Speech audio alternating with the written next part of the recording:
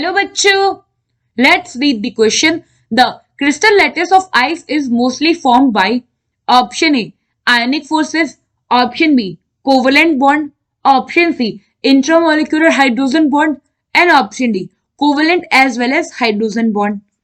So question में क्या बोला है कि जो आइस का क्रिस्टल लैटिस होता है वो बेसिकली किन फोर्सेस से बना होता है.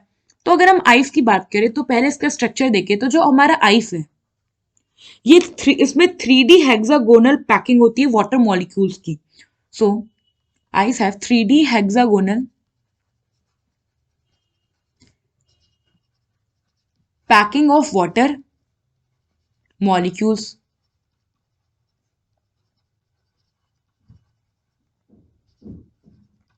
इन आइस. नाउ अगर आप यहाँ स्ट्रक्चर इसका देखें तो ये कुछ ऐसा होता है. ये हो गया हमारा एक ऑक्सीजन, ये हो गया हाइड्रोजन, ये हो गया हाइड्रोजन.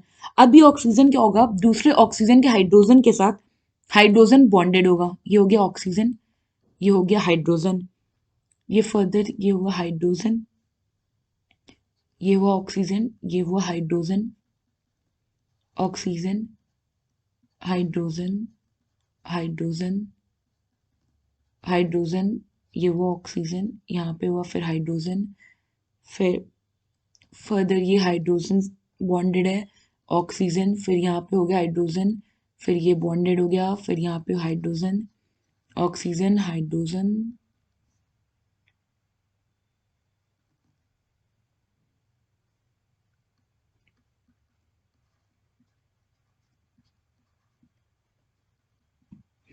तो अगर आप देखो तो ये कुछ ऐसा एक स्ट्रक्चर आपको दिख रहा है.